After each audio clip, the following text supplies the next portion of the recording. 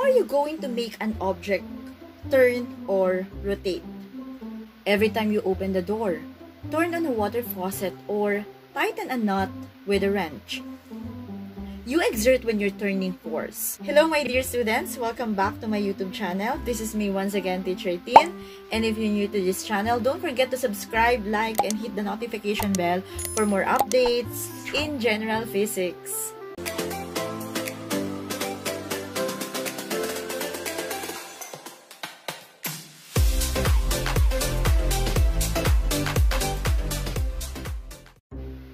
Alright, so for today's lesson, this is General Physics 1, second quarter. And for today's lesson, we're going to discuss about the moment of inertia and of course about torque. So kanina tinanong ko kayo, paano nyo nga ba napapaikot or napaparotate ang isang object? So ito ay tatalakayin natin using the topic about torque. So what is torque and have you heard about torque?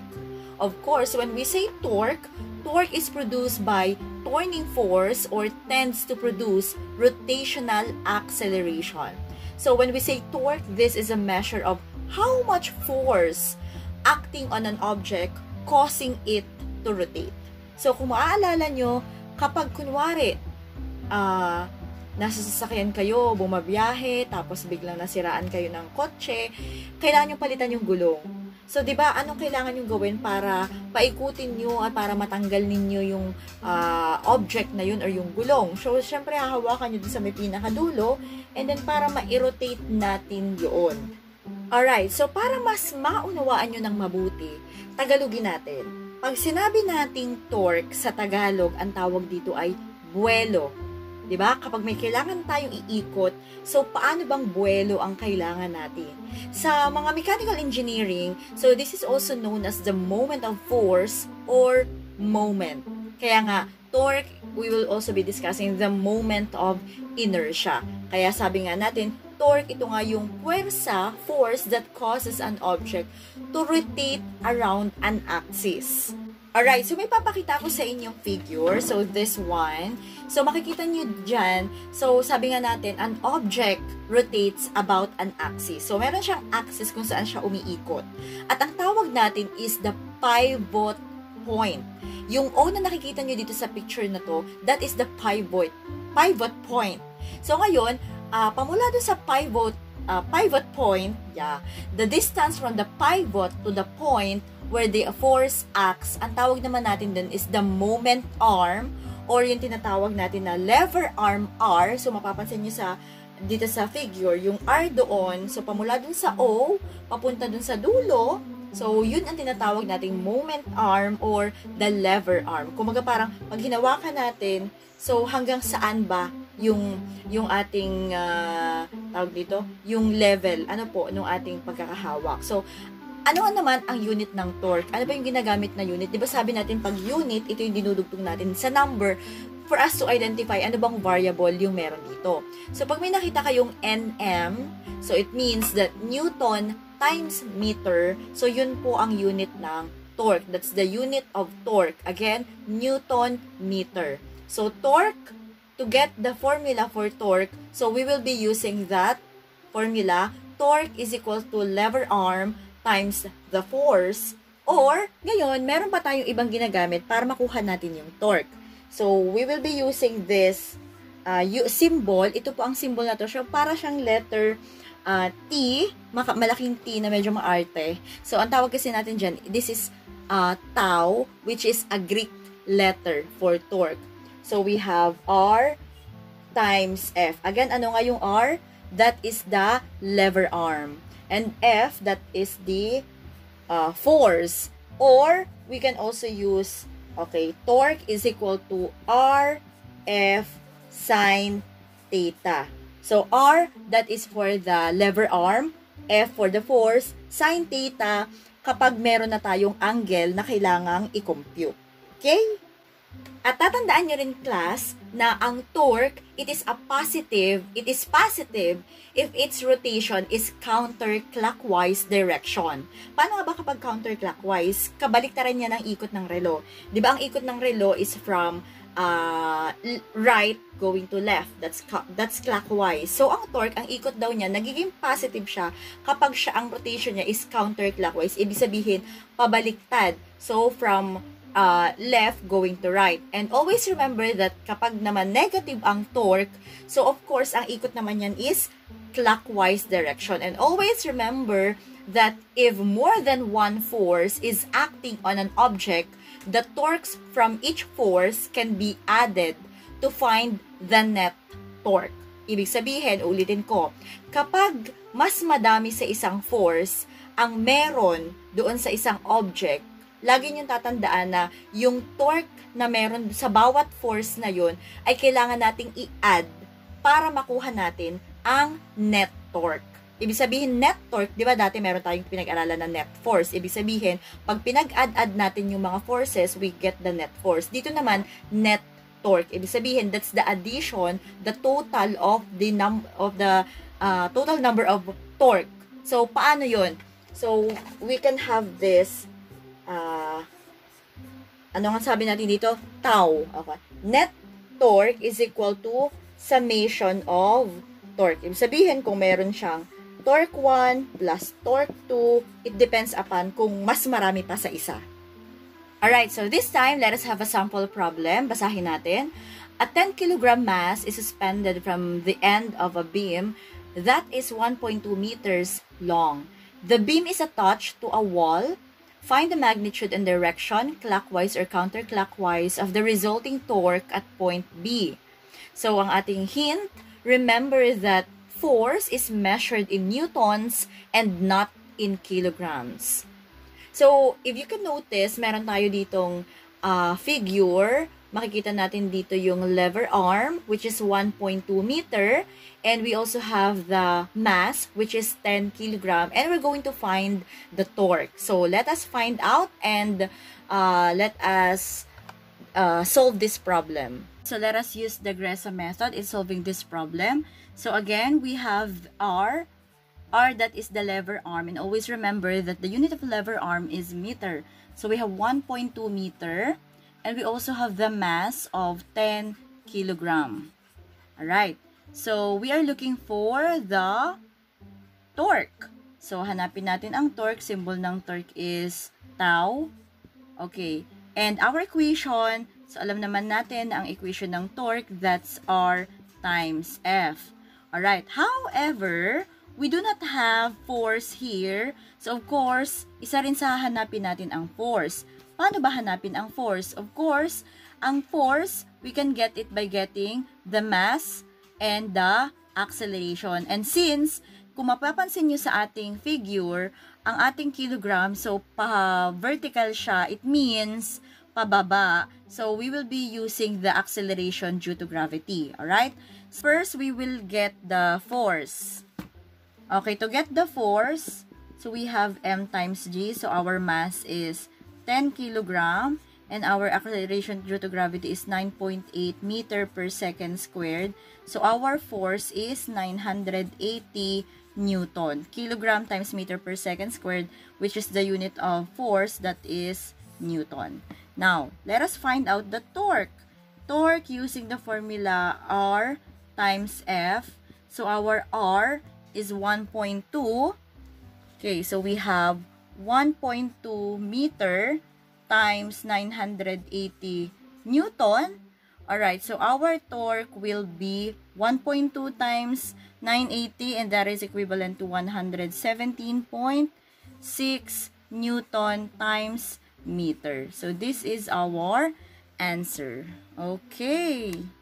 Alright, so remember that things that rotate, so any object that rotates, kahit pa yan ay colony in space, a cylinder rolling down an incline, or an acrobat doing an somersault, or these things, so anything that rotates, so it will remain rotating until something stops them. So para din siyang law of inertia, that something that is moving, something that keeps moving, or something that remain in motion, or Okay, so it will remain in motion unless it is acted upon by an unbalanced force or an external force. Alright, so a rotating object has an inertia of rotation. Always remember that.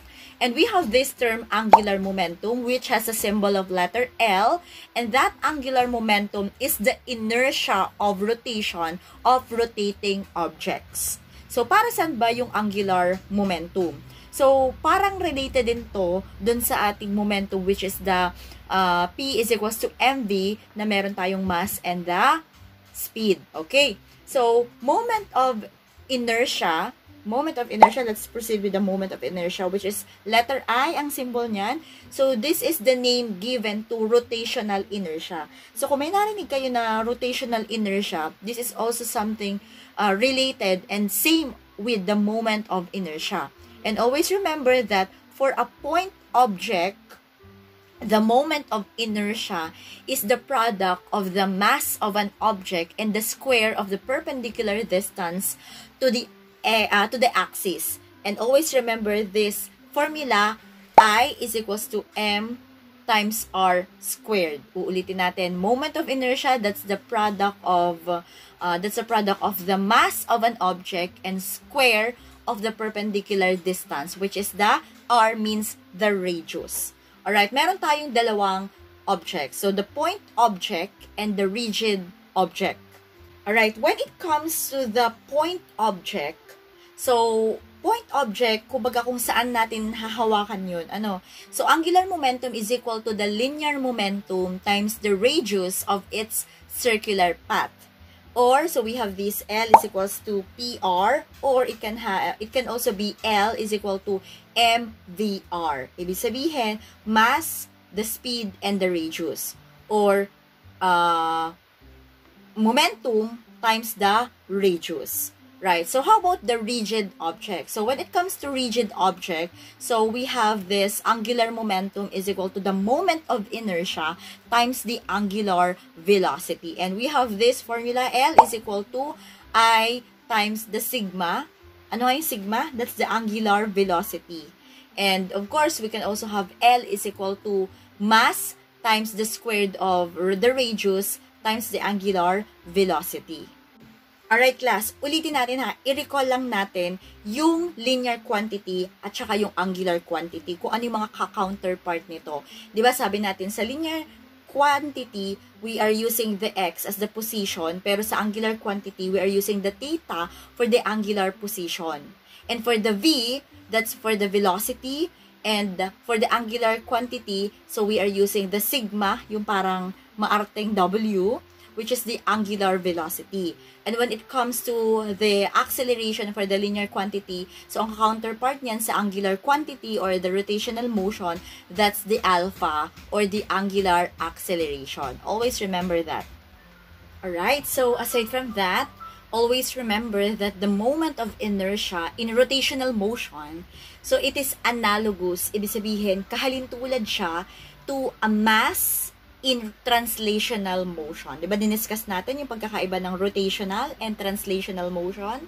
So, always remember again that an object is said to be rotational equilibrium when there is no net torque acting on an object. Ibig sabihin, kapag zero siya, of course, that will be in rotational equilibrium. Diba, sabi nga natin, para ma-attain yung equilibrium, laging dapat ang force ay zero or ang net force or ang net torque is always zero. Alright, so aside from the torque and the moment of inertia, I also want you to know about this angular work. Alright, so sa angular work, so our symbol for that is WT. No, that's not T but the tau. Okay, but it's like capital T, so that's angular work. And when we say angular work, this is the work done by the rotating system. So kapag yung isang bagay umiikot, so ano bang work meron siya doon? And to get the rotating work, we will be using this formula. Work T or work tau is equal to I times the alpha and the theta. So ano ibig sabihin ng I? So yung I, that's the moment of inertia. Alam niyo naman kung paano computing ang moment of inertia, di ba? And we also have the alpha, which is the angular acceleration. So always remember this in the angular work. So it is equal to the net torque and the angular position. So another formula that we can use to get the angular work, so we have this tau W, or the angular work, is equal to the net torque times the angular position. Or we can also have this tau net, or the net torque is equals to the net force times the radius. Or to get the theta, of course, we have this arc length over the r, which is the radius. Now, how about the angular kinetic energy? The angular kinetic energy, that is, ano ang kanyang counterpart nito sa linear motion or the rectilinear motion? That's the, of course, the kinetic energy. And we are using the KE or T in other references, which is 1/2 mv squared. But this time, so the kinetic energy is translated during the rotational motion. Sabi nga natin, di ba, kapag kinetic, that's the energy in motion. So if it's rotational motion, of course, meron din siyang kinetic energy. And for the angular kinetic energy, we will be using the kinetic energy, kasi ang gamit natin dito is the capital T for the kinetic energy. And of course, the tau is the angular or the torque. Ano po? So that's 1/2 times the moment of inertia times the angular velocity squared. So, yun din yun, kagaya ng kinetic energy, pinalitan lang natin yung kanyang symbol. Alright, thank you class for watching this video. This is the end of our lesson about the moment of inertia and torque. And of course, for the part 2 of this lesson vlog, so I'll be showing you some example problem solvings that we're going to solve for you to understand more about the torque and the moment of inertia. And a big shout out to my STI students. Yan, sa aking STEM 215, STEM 216, and STEM 217. And of course, okay, don't forget to subscribe ha. And syempre sa other students here in YouTube, thank you so much for watching this video. And if you have any suggestion, another topic that we can discuss, so please leave your comment below. Pupusuan natin yan at ating kukomentan yan. So, shout out sa inyong lahat. This is Teacher Teen once again, your teacher, your science teacher for today's vlog. And let's have more videos to come for our YouTube channel. So, please do subscribe and do not forget to like, hit the notification bell para lagi kayong updated sa ating lesson vlog. Thank you so much and have a good day. And see you on our next vlog. Bye!